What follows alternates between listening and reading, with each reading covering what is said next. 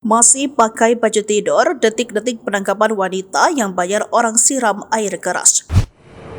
Jajaran Satreskrim Polrestabes Palembang menangkap Devi Suceng. Wanita 41 tahun itu diduga terlibat kasus penganiayaan terhadap seorang pria bernama Aminuddin, 49 tahun dan anaknya.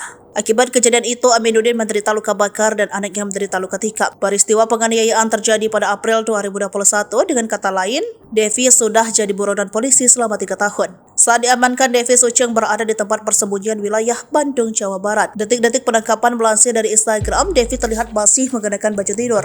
Raut wajahnya terlihat santai ketika rombongan unit Pidum dan tim Tekap 134 Satreskrim Polrestabes Palembang tiba.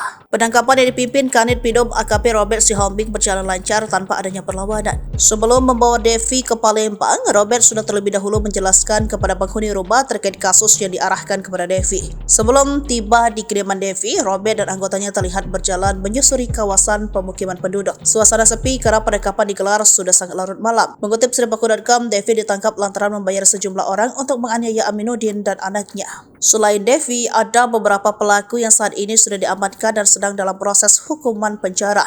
Kepada polisi, Devi mengaku tidak memiliki masalah dengan ketua korban. Dirinya hanya menjalankan tugas untuk mencari orang yang mau menganiaya kedua korban. Akhirnya dengan uang yang sudah diterima, Devi membayar 3 orang untuk melakukan tugas tersebut. Adapun motif penganiayaan, Devi mengatakan lantaran kedua korban kerap memata-matai tindak tanduk sosok yang membayar Devi. Mengetahui beberapa rekannya sudah tertangkap, Devi mengaku dirinya pindah ke Subang, Jawa Barat untuk berjalan pempek. Kapolrestabes Palembang Kombes Pol Haris Sugihartono mengatakan pihaknya masih mencari sosok yang membayar Devi. Devi meminta tolong oleh sosok yang ada di dalam lapas sebagai narapidana karena dendam kepada korban.